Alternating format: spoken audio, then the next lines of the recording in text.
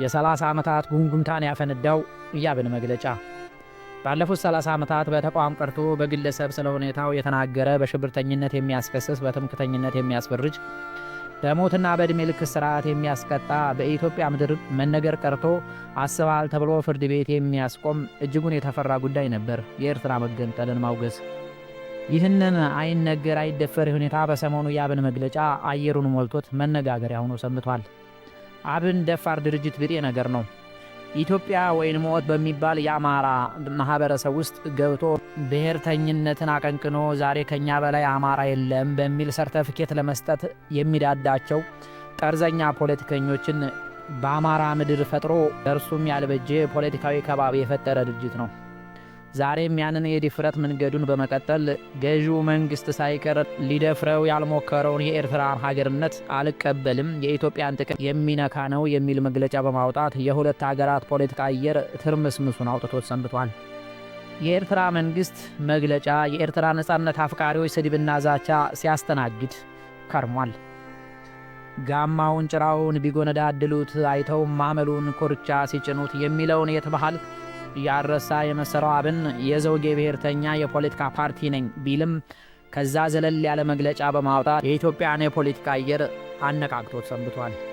አብን በመግለጫው የህወሓትንና የኤርትራን ጉዳይ ሰፋ አድርጎ በዘረዘረው ንባቡ የኤርትራ ሀገርነት በሀገራዊ እሳቤ ላይ ያልተመሰረተ በሴራና በተንኮል የተፈጠረ ምክንያት የለሽ ነው ብሎ ያወገዘ ሲሆን የኤርትራ መንግስትና ድርጅቱን ሻዕቢያ ደግሞ የጦርነት ጠማቂ አካባቢያዊ ግጭት አባባሽ በማለት የወነጀለ ሲሆን ይህም በኢትዮጵያ ባለው ጥገኝነት ምክንያት በሀገራዊ አመክንዮ ሀገር ባለመመስረቱ ለዛም ብቁ ባለመሆኑ የመንግስትነት ባህሪ ማጣት የመጣ ነው በማለት ያስረዳል። የኤርትራ ሀገርነት ግልጽነት የሌለው የኢትዮጵያ ጥቅም ያላስከበረ ወደብ አልባ ያደረገና በውጭ ጥላት ሴራ የተደረገ እንጂ የኤርትራውያን ጥያቄ ውስጥ የከተተ ሁኔታ ዳሰሳ መግለጫ ሰጥቶበታል።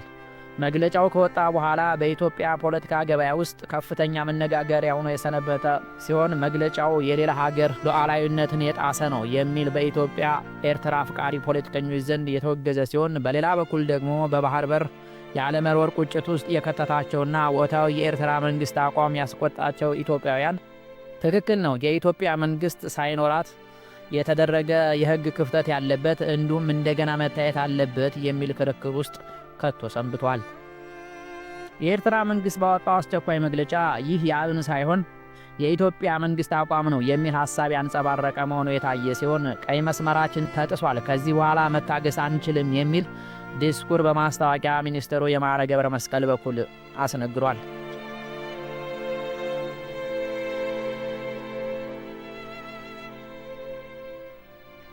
የኢትዮጵያ መንግስት የአብን መግለጫ ትክክልም ስህተትም ነው ሳይል መንግስት በሚመራው ብልጽግና የሥራ አስፈጻሚ ግምገማ የባህር በር ጥያቄያችን ዓለም አቀፋዊ ተቀባይነት አግኝቷል፣ በመሆኑም አጠናክረን እንቀጥላለን በማለት መግለጫ ሰጥቷል። ከዚህ ሰጣ ገባ መግለጫ በኋላ በኤርትራ መንግስት በኩል ጠንከር ያለ ወታደራዊ ዝግጅት ያለ መሆኑ የተሰማ ሲሆን በትግራይ ክልል ያለ የሻዕቢያ አፍቃሪ የህወሓት ወታደራዊ ክንፍ በበኩል ጦርነት እንከፍታለን የሚል አጀንዳ በማስነገር የጦርነቱን አቅጣጫ በኢትዮጵያ መሬት ላይ ለማድረግ እየጣረ ነው ተብሏል። በኦነግና ፋኖ ግጭት ድል ያልቀናው ሻዕቢያ አሁን ትግራይ ውስጥ የመሸገውን የህወሓት ታጣቂ ቡድን በመደገፍ የወልቃይት ጸገዴ አካባቢውን በመውረር ለራሱ እየመጣበት ያለውን አደጋ በመቀልበስ በኢትዮጵያ የእርስ በርስ ጦርነት እንዲካሄድ እያመቻቸ ነው የሚሉ ወገኖች አሉ ሲሆን የህወሓት ክንፍ ይህንን ጦርነት ለመጀመር በከፍተኛ ሁኔታ ዝግጅት አድርጓል እያሉ ይናገራሉ። ይህንን ሁኔታ ያየ የመሰለው የኢትዮጵያ መንግስት የመከላከያ ኃይሉን እያጠናከረ ሲሆን ምናልባትም ሁለቱን ጦርነት በአንዴ ሊመክት የሚችል ጦር እየገነባ ያለ ይመስላል።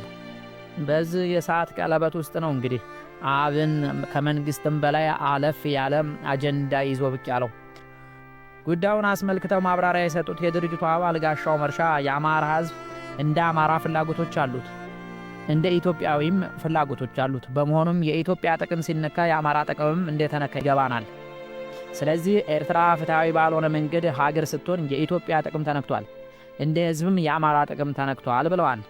ሲቀጥሉም አሁን ኤርትራ ውስጥ ያለው አገዛዝ በመሰረቱ አማራ ጠል ነው። በመሆኑም የአማራን ህዝብ ሲገድሉና ሲያፈናቅሉ የኖሩት በሻዕቢያ የተመሰረቱና ድጋፍ የሚሰጣቸው ናቸው። አሁን ላለው የአማራ ክልል የጸጥታ መደፍረስ የሻዕቢያ እጅ አለበት፣ እንዲሁም ከሌላው አካባቢ በኤርትራ መንግስት የተጎዳ ሕዝብ ነው በማለት የገለጹ ሲሆን ጉዳዩ እንደማይመለከተን አድርጎ ለማቅረብ የተደረገ ያለው በራሱ አስቂ ነው ብለዋል። እንደ ጋለ ነው ብረትን መቀጥቀጥ የሚል መሪ ያለው የመሰለው አብን የባህር በር ይገባኛል የሚል ጥያቄን ለመመለስ የኤርትራ መገንጠልን አይገቤነት በማንሳት የባህር በርን በሁለተኛ በማድረግ በህልውናችን ላይ የመጣብንን የሻዕቢያ መንግስት ህልውናውን ጥያቄ ውስጥ በመክተት በማስደንበር ወደ ድርድርና አስገዳጅ ሁኔታ ውስጥ እንዲገባ ማድረግ ይገባል ለሚሉ ተንታኞች ጮቤ ያስረገጠ መግለጫ የሆነላቸው የአብን ድርጊት አበጀ ሲሉት ከርመዋል። ከህዝብ ሹክሹክታ የኤርትራን የመንግስት ሂደት በመተቸት ወደ አደባባይ ያመጣው አብን የሰሞኑ የፖለቲካ ትኩሳት ሆኖ ሰንብቷል። ይህ ደረጃ በደረጃ እያደገ ከህዝብ ወደ ፓርቲ ከፓርቲ ደግሞ ወደ መንግስት አቋም የመሆኑ ነገር የሚቀር አይመስልም። ሁለቱ ሀገራት ሁኔታውን በድርድር አለያ በጦርነት ይፈቱታል የሚለው ነገር የምናየው ቢሆንም በምስራቅ አፍሪካ አዲስ ሁኔታ መፍጠሩ ግን ሳይታለም የተፈታ ይመስላል።